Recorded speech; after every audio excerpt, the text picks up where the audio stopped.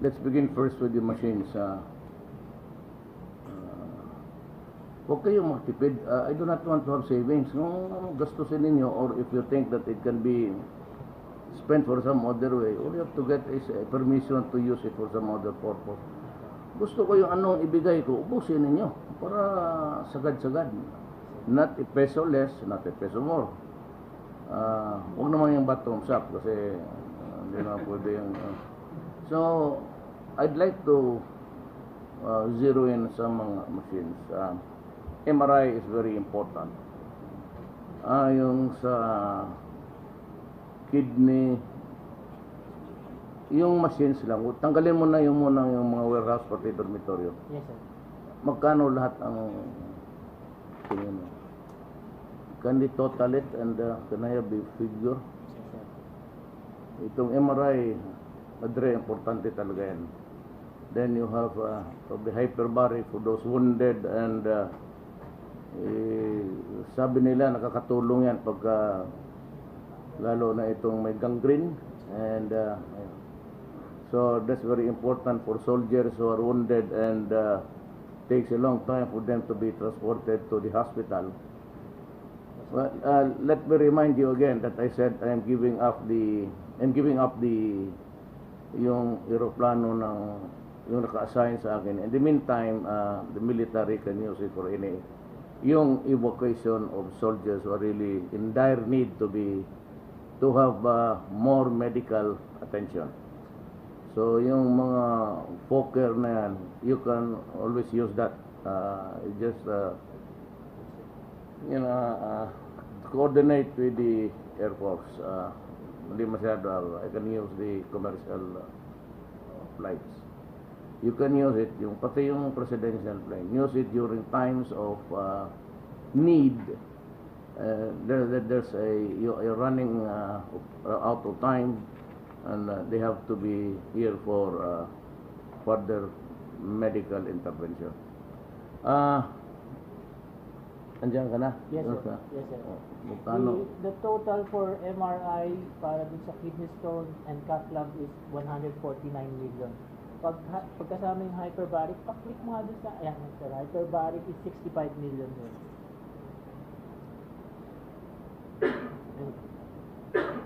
Ito mo na nakukwenta si Batsit. Kung ito silang lahat, sir, 214 million. Go. You have it. Then, yung sabi mo, the building that can hardly be used because the toilets can no longer be rehabilitated with viability. Anong purpose ng building na? That is our main hospital, sir, 7 floors. Okay. Yes, sir. Ayan, dapat kasi you have to improve the sanitation. Always, when I go to wherever, I always look at the amenities, especially the CR. Kung madumi na masyado yan, how much would it cost me to build a new building? When we ask the engineers, sir, and architects to do the chinek nila, sir, sabi ko kasi pwede ka ba yung building namin mag-50 years old na? Pinantahan niya, sir, ng private and engineers natin. Tinig nila, sir, yung building nyo pwede pa retrofit lang kasi pagkakailangan ng building, billions lang kailangan mo. Hindi lang siguro hindi ko, sir, nakuha yung figure, pero kung re-retrofit mo lang siya, 150 million will be enough, sabi niya. Kasi, yes, sir. I really want almost a new one sa drainage, pati urinals and everything. Tsaka bakbakin mo yan, di ba? I want a clean and talagang working, importante yan eh. But it would be better, sir, if we have a new building. That was the advice of the older guy. Now let me ask you, what would be the utility of that old building if I give you a new one?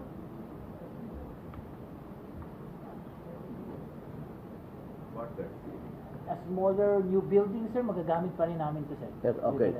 How much a new building would? The one we submitted for in DOH, sir, ORER complex pa lang is around 300. Ayan, sir. ER complex pa lang is about 327 million. Operating room, emergency room lang yan, sir, plus ICU sa... Operating, you have already what you need there, X-ray and everything? It's still not complete, sir. Marami pa rin kami. But this thing, sir, nabibili namin unti-unti dun sa trust fund lang namin na naiipon galing sa PhilHealth, sir. So you'd be able to build a new operating room out of the money that you have in your hand? Wala, sir. Kasi kaya ni-request namin, sir. Of course, well, we'll talk about it later. But how, ang isang building, magkano po? Yung sinabi niya sa Raw akin, sir, estimate. 3? ganun, sir. Yes, sir. 327, sir.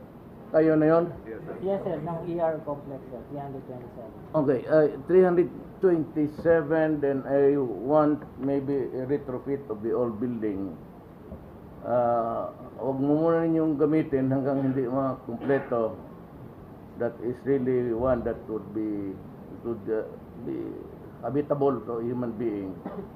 Lalo na yung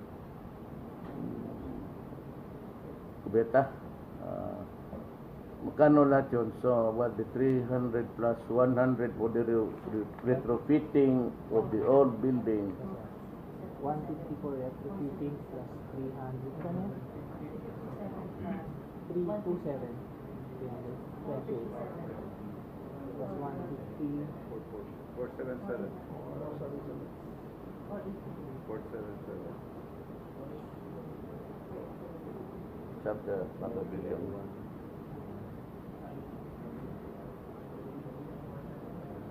Sayang kasi ang building. Dagdagan na lang natin, but I want a retrofit that's really good. Kasi you never know, we'll be using a lot of beds. Kung kaya lang ha, kunta-kunta muna tayo dito. Sir, the core equipment is 214 million plus 150 for retrofitting. That is already 364 million. Plus if you add the building, sir, na ORER complex, that's 328 million. That is 692 million, sir. Almost 700 million. Let me repeat again. I'll give you a new building, okay? I want a retrofit that's really a retrofit in all sense of the word. O wag yung basta-basta lang. Kung baklasin mo, and when I'm giving you the money. And yung mga iba pa, but those things that would enhance life, meaning life-saving machines. Okay na yan. Okay, sir.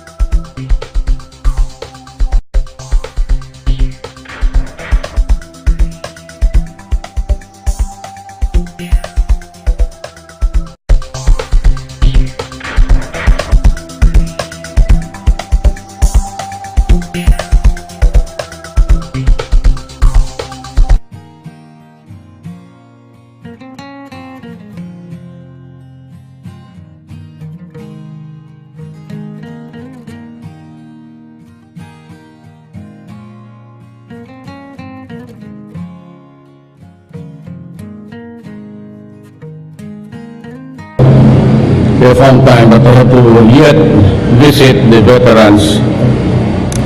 Ngayon, actually nandito ako para magpakita Sabi ko, introduce myself, regularly, but then yung mga kilala ko ng Tagalog, I'm Ibisayan, for a fun time, but we had already visit the veteran Saimo, my father is Cebuano, but my mother is from Mindanao. Siya ho'y isang anak ng Maranao, pero yung tatay niya in Czech. Anyway, yan ang make-up ng pagkatao ko. I'm here to visit you, to share your grief, yung ano talagang buhay. Total, wala naman din sisihan dito, at pumasok tayo dito, gano'n na nga. But at the same time, I'd like to share your whatever happiness that you have here. Nandito po ako at magpasalamat tayo kay Secretary Joke, no? Binigay niya mo lahat ang gusto ninyo ng mga agency. Pati isang building na gusto na pong hindi naman i-condemn, but it is not suitable anymore for the confinement of soldiers who are hospitalized. I gave you a new building, tapos i-refit, ayusin yung sa banyo. Hindi na daw maganda ang tagal na yan. I'm sure with the years that has passed by, it has, that building has seen a lot of waste around, so we have to condemn it first, refit, then, but I'll give you a new building para rin sa ating mga kasama. Now, itong binigay ko sa inyo would cost you something like people of the Republic of the Philippines, what, $500 million. May Barrett kayo, and this is the thing also that I was about to use when I was suffering from smoking. Pero, as a long story, tanong na lang kayo ng doktor kung ano yung Barrett, ay yung Burgess disease. It's caused by cigarette smoking. At saka yung lahat, MRI, tapos yung gamma ray, yung pag-opera, tumor, non-invasive. Marami, basta ang binigay ni Secretary Joke sa inyo about $500 million, and it will be released soon. Alam mo,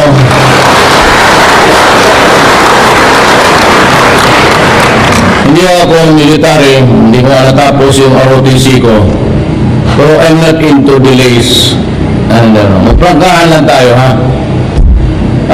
Ayaw ko yung matagalan at ayaw ko yung corruption. It's $500 billion pesos. Ang pera na yan gagamitin talaga sa tamang paraan. Wala yung rigging o bids, kasi lahat ng bibiliin yan sa gobyerno, tinitignan ko. Hindi naman ako pakialamero. But my promise to the people of the nation is that it will be a clean government. Hindi tayo exempted dyan. Kasi pera ng tao. So, lahat dyan, madalian, ayaw ko yung delay just to, for one reason or another to accommodate, ayaw ko yung ano. At hindi ako yung tao na maniwala dyan sa kuha. Yan, last, the lowest bid. Kasi kung may bilhin ka kasi ito, lowest bid, bibigay sa iyo barat. Kaya lahat ng equipments ninyo, sabi ko sa, pinaalam ko na sa kuha, hindi ako susunod dyan. Mag-aaway tayo dyan. Kasi yung lowest bid is the source of corruption. Pahabulan ng presyo, so ipababaan ng presyo mo, yung iba nagpapabili ng 100, ipabili ito ng 20, di ang bili mo sa akin yung made in, alam mo na, huwag mo na ngayon kasi may alitan to.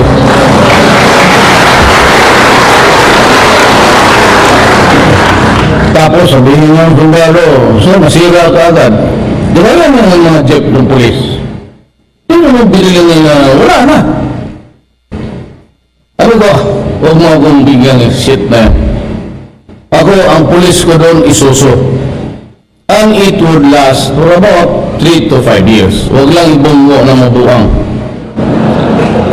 Kaya sa itong pulis, magkablasing eh. Paano? Nakaparking dyan, magpatrolyan doon sa bar.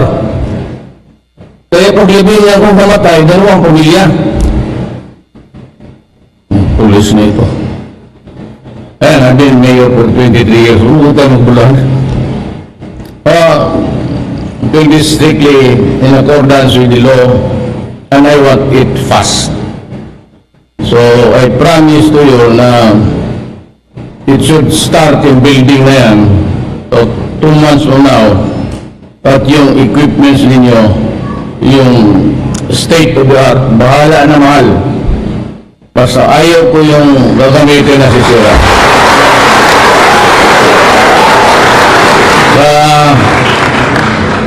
There will be changes in your internal procedure. May reklamo ng even the medicines. Kasi there will be changes. I will insist on it. One thing that I make clear to everybody, there will be no compromise of the lives of soldiers. Ayaw kong itataya kung buhay ng...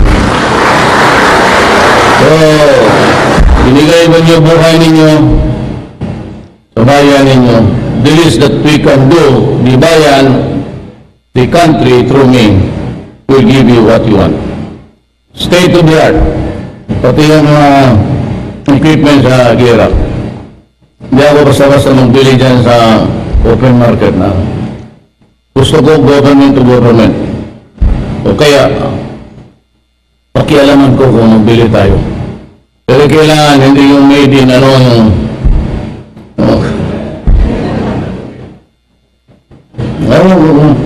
tapos palaway pa. Ganun lang, unahan lang tayo sa... Kaya huwag tayo muna maghanap ng away. Ako pa naman ang presidente. Baka pagkatapos ko, bahala na magwala kayo.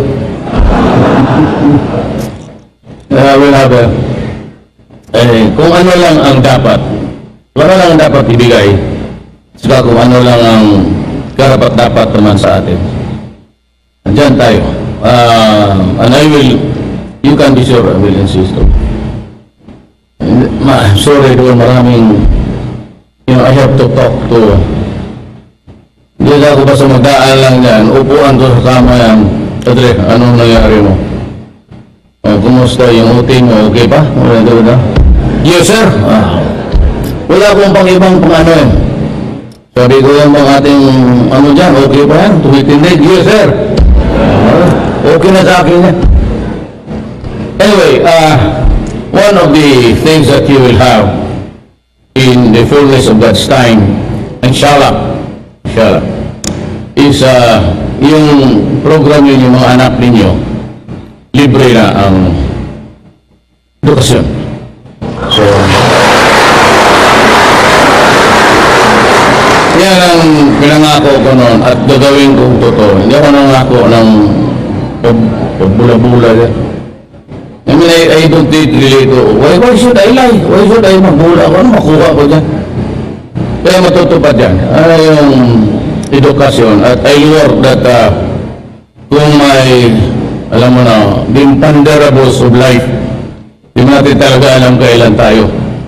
Natin alam kung tama ka, kalusot ka ba. But, kung sakali man madisgrasya, I will work 2 or 3 years bago ang pensyon. Sweldo mo na.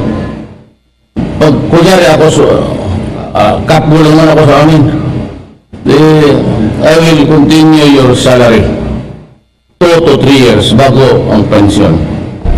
Now, itong ayaw ko sa lahat. At kung may pulis ito,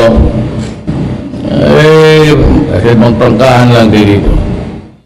Gusto ko mag-create ang armed forces ng opisina just to make yung mga pension benefits tatapusin na nila. At sila na ang mag-prepare ng lahat. At kung mamatay ako, si Sergeant Rodrigo Duterte, huwag mo lang paikutin yung biyuda pati mga anak.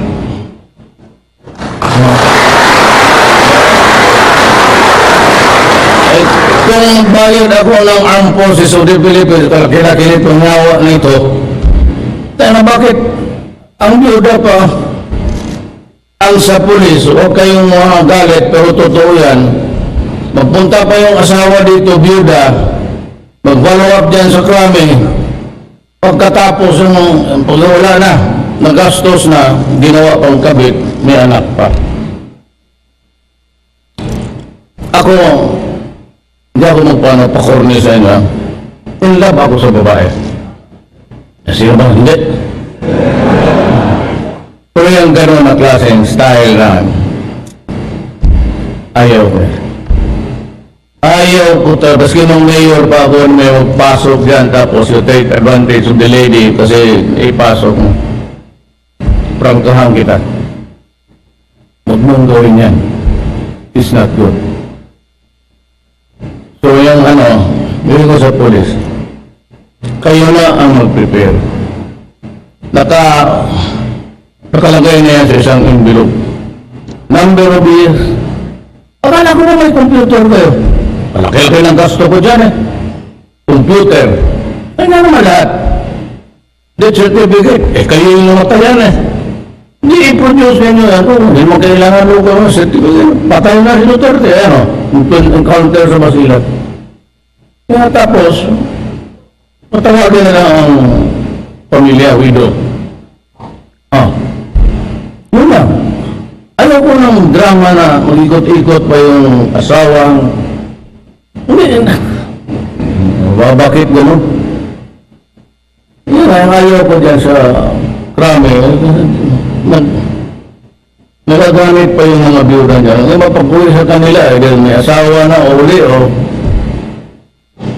These are the things na totally unacceptable sa akin. Kung ayaw nyo awa ito, so mamili ka. But these are the things that I would never tolerate. Ako nandito with a specific duty to serve the Republic. I promise you a clean government. It will be a clean government. Talagang malinis.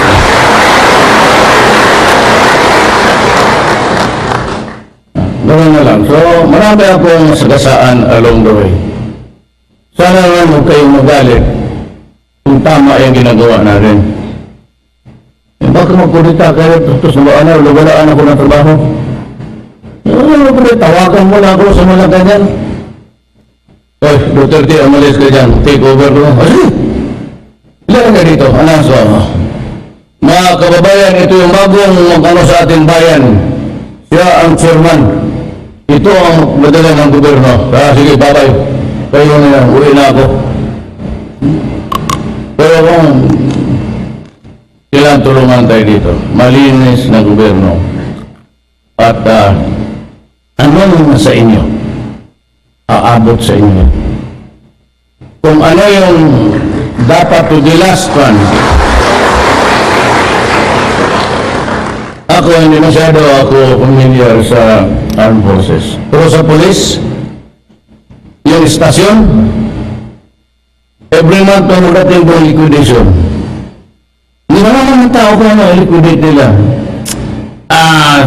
Use your initiative. Yun yung paborito ng ulo. Use. Yung mga tao doon sa istasyon, nabuo ako, ito liquidate dito na. Kasi hindi dumating yung pera, sila pa ang liquidate. This time, I will draw a matrix of government. Kailangan kung sabi kong intelligence man operation, madating talaga yun doon. Kasi gusto ko pipitik yun doon sa baba, may ilaw na okay yun. Ako, I'm just about a month or so. Give me time to test. But about mga 3 to 4 months, perfect ko na ang makinarya ng ulan. Then I can impose new rules, whatever it is that would make our jobs comfortable. But one thing is sure, sabi ko, kung ano yung dapat sa inyo nandyan. So, magsabi ni kanina ni General Costa, ito doon sa slides. Naiintindihan ko yan. Sanay naman ako sa... Hindi yan nga. Alam ko yung... Sa amin, ako pa nabili ng MRI kasi yung gobyerno, wala. Yung nasyonal. CT scan. Alam ko yan. Kaya I was really surprised kanina na a national government institution under the armed forces, wala itong mga MRI. Kung sa Davao, meron yung mga maliliit na hospital. Anak ka. Kaya ako nakikinig lang ako kanina, but I would have wanted to blurt out and say, klase itong the lives that are put at stake, in jeopardy, in danger, in peril. Tapos walang the barest minimum of equipment. Hindi ko lang pinakita yung ano ko para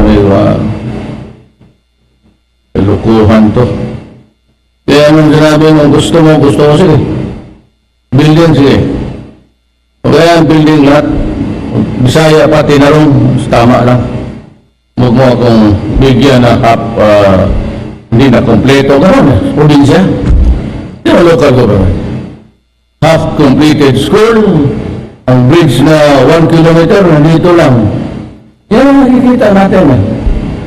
So, what is destroying our life? Yoga. Hinayaan talagang mag-flower, mag-bloom. Ako na ang favorite whipping boy. Duterte, extrajudicial killing sa Davao, kaya peaceful. Ang ngayon, presidente ako, inipit ko lahat. Pati hindi ko alam gano'n. It's 500,000 surrenderers. Anong gawin ko na lang? Gawin kong Norte? Then I have to order the military. Sabi ko kay Secretary of Defense, you have to provide the spaces because kayo yung malalaking binigay ng gobyerno ng reservations. So I was about 1 hectare there. Total, kukulingin mo naman ng hardware yan. And I would build so many rehab centers all over the country. You know why? Kasi, alam mo, ang Cebu, take it from me, 1 year constant use of Cebu will shrink, tutuyo yung utak. So karamihan mong nandyan na tinamaan na, kita mo tulala magsalita. You start with the normal conversation and then it would run afoul, go somewhere else. Ano ba nga sila si kit-kit ng kaya yung lahat ng adik, sila ang ipin. Wala na kasi yung ginigrit yan. Tas sabi ng PDEA 3 years ago na there are 3 million addicts in the Philippines. That was 3 or 2.5 years ago. Alam mo yung nabasa niyan? So now, how many? So lagay mo na lang incremental increase at a very conservative number. That would translate, maybe just give it another 700. 3,700,000 addicts in the Philippines. All potential criminals every time they want a fix and they do not have the money. Nakita mo dito nag-lower ang krimen. Wala naman kasi mag-hold up, wala naman akyat bahay. Kasi nagtatago lahat, takot patayin. At talaga magtago kay putang ina nila, patayin o talaga. Bullshit. Ito ang sabi dyan sa harap-harapan sa TV, well, so, I have a problem to solve. And the only way to do it is to, ayaw kong pumatay ng tao. We cannot build a country by killing our own citizens. Yan ang given talaga dyan. But we cannot allow a group of men or a percentage of the civilians to destroy the youth and to destroy our country. Hindi talaga pwede sa akin. Every military unit should have one team, hindi naman lahat, na anti-drug group. At they were, ako mag-lecture ako kung gusto ninyo that. I start the lectures. Because, even naman, ano na ngayon, I started in 1974. I was, bago ako, nag-asawa kasi ako kaagad. Kulang yung pera, so I had to teach police academy. I was handling criminal evidence, pati criminal procedure. And if you just listen to me, in about 1 hour, you will have all the things that you would learn to be an effective policeman. That way, there is all the, nandiyan na lahat. Tumakinig lang kayo. But every unit ng armed forces should have one team, course yung terrorism, drugs, pati terrorism. In the days to come, yung rampaging ideology ng ISIS, dadating dito yan sa atin, whether we like it or not, because we have hindi naman lahat. Sabi ko nga, kayo mga Moro, huwag kayong ay may Moro to, pero yung hindi tayo pwedeng magkariguhan dito, papasok ang ISIS dito. That's what I'm praying to God, na magkausap lang tayo. He kept my cool despite of itong, although I lifted the truce, kasi dinadyamin naman nila tayo, but then again I said, I am not up to it, just yung sagutin ko sila ng bla-bla-bla. Hayaan ko lang muna because kung ako lang, but I carry the burden of the nation. So, bumanga ako, ano lang talaga, pigil. Until such time that said, maybe we can reach it. Pag wala na itong wherewith, marami akong maibigay sa inyo. But you know, the cost of waging a war, bullets, ammo, mortar, repair, lahat yan, pati magbili ng bagong state of the art, it is a lot into the economy of the country. Kaya ako kailangan kapag pariglo ako ng komunista, I have to deal with the MI, bago ko tirahin yung I will not talk to the abuser. I will not deal with criminals. I do not deal with persons with barbaric. Tayo, isang bala lang. Why do I have to? So, an exotic na, gano'n-gano'n mo pa. Saan mo sa Cotabato, putulan ng tayo. Di trabaho natin. Trabaho natin, isang bala pong patay, iwanan mo na. It doesn't change anything if you do something else. Or add to which is not needed. So, yun lang ang ko sa iyo, kasi papalit-palit mo kayo ng assignment. Well, we will build a shop there inside that hospital that would house the new equipments. Bigyan niyo ako ng until August, September, December. Pati ang hospital ninyo, by December kailangan tapos na. Ayaw ko yan 2 years after matapos na. Bigyan mo ang hospital, tamang building. Huwag mo yung bukas-bukas.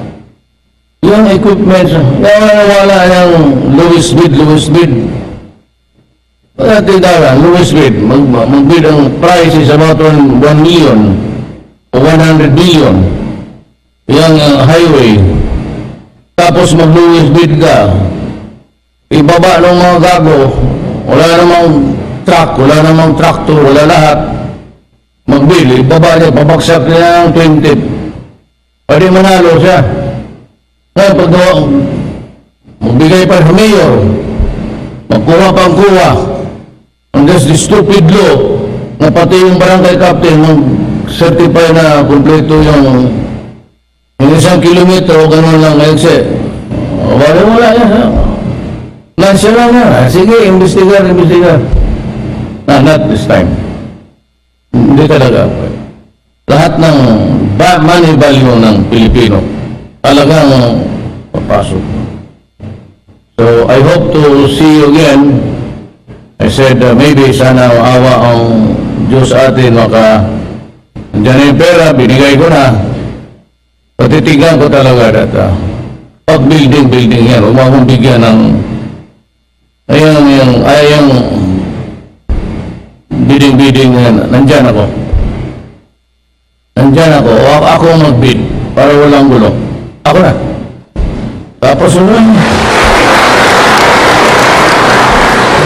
marami pa tingin ko saan pinakamaganda. Tanong mo ako, doktor, anong pinaka-the best? Yun na, sabi yung ko, lowest bid, lo mo. Iingay ko, tapos net product ng trabaho mo, basag. I will argue with, have to talk to ko again, have to revise it. It must be really the quality. Kasi sa mga armas, nagbili tayo made in China yung police, nagbili ng made in China M16. Yung kabuang. Nasinadya mo yan ng tunturin mo ng rifle niya, paiwi na. Isang tingin yung baril, ang rifle, sure, dalawa lang. Pero paglabas ng bala niya, gumaganon yan. Isubutahin yan eh. We should buy the traditional natin, market natin. Everything will be quality and fast and meron akong gustong gawin pero it is not a good topic today. Maybe tomorrow, bitawan ko yung bakit nag-hold muna ako muna tayo kasi may hinihintay ako ng mga equipments. Kailangan ko pa ng 10,000 soldiers.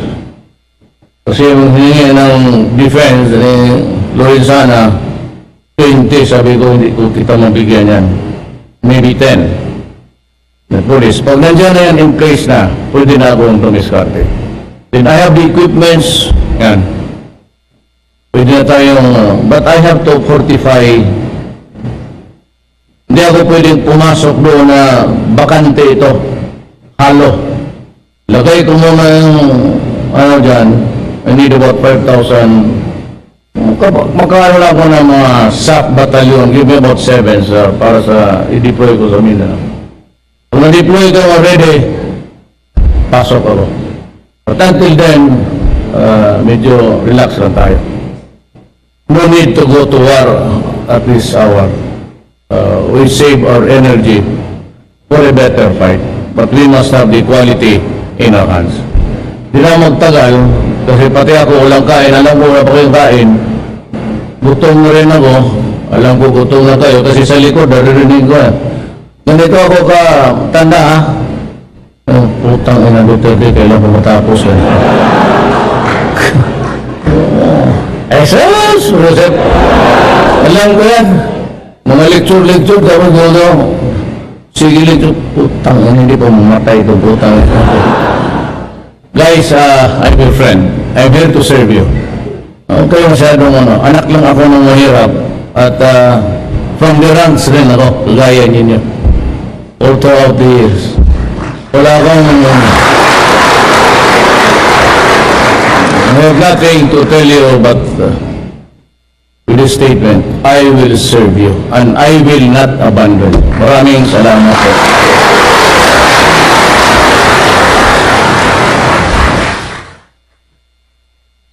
Thank you very much, sir. We will now proceed with the photo opportunity with President Rodrigo Duterte with the officers and enlisted personnel of the AFP Medical Center.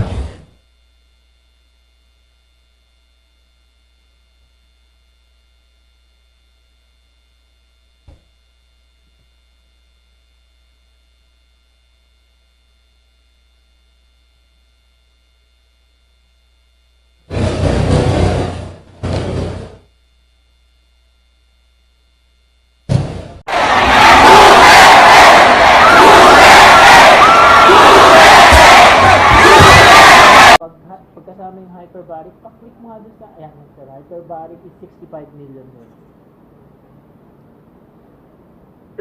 Ito mo na nakukwenta si Batsit. Kung ito silang lahat, sir, 214 million. Go. You have it. Then, yung sabi mo, the building that can hardly be used because the toilets can no longer be rehabilitated with viability. Anong purpose ng building na? That is our main hospital, sir. 7 floors, sir. Okay. Yes, sir. Ayan, yan, dapat kasi you have to improve the sanitation. You know, always, when I go to wherever, I always look at the amenities, especially the CR. Kung madumi na masyado yan, how much would it cost me to build a new building? When we ask the engineers, sir, and architects to do the chinek nila, sir,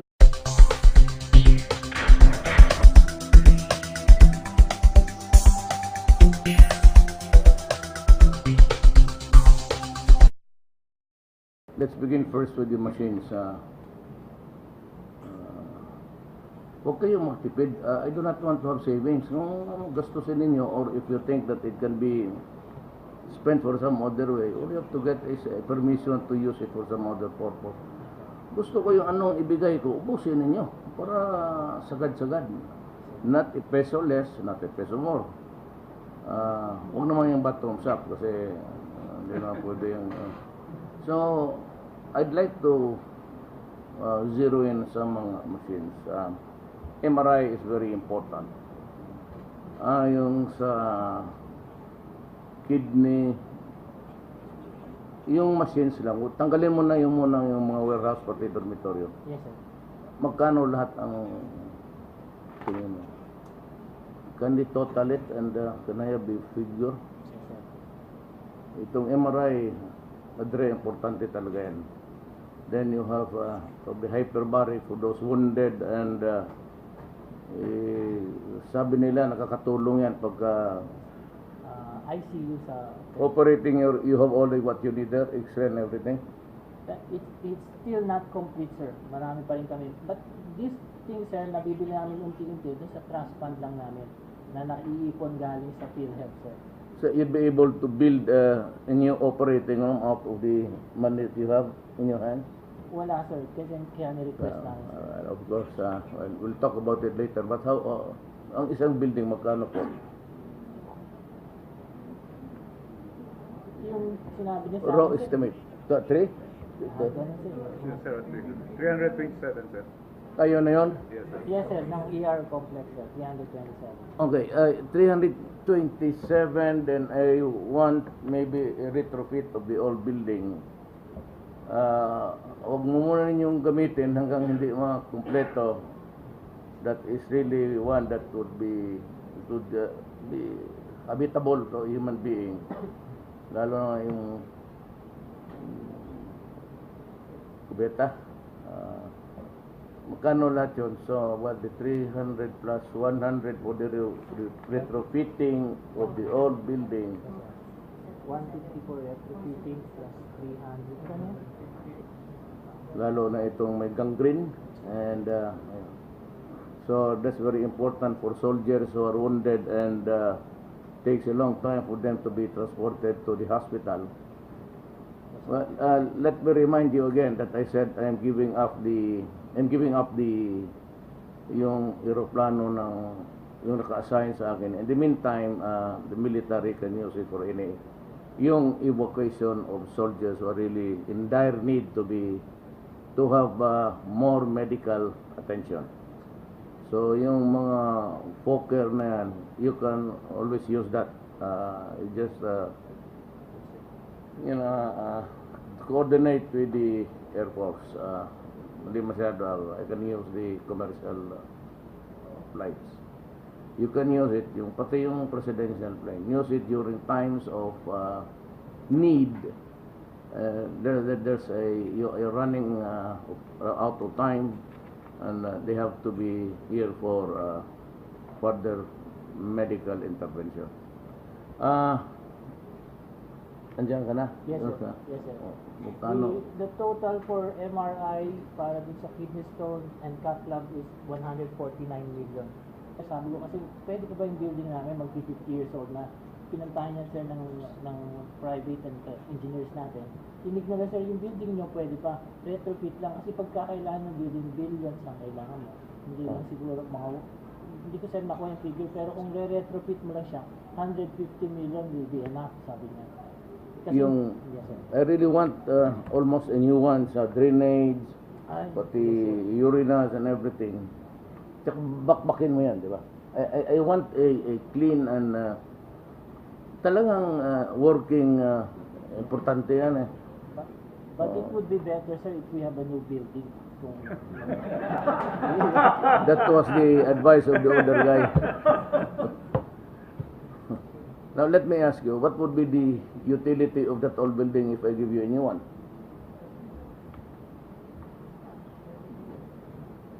What, sir? a smaller new building, sir, magagamit pa rin namin to, sir. Yes, okay. With the retrofit namin. How much a new building would? The one we submitted for in DOH, sir, ORER complex pa lang is around 300. Ayan, sir. ER complex pa lang is about 327 million. Operating room, emergency room lang yan, sir, plus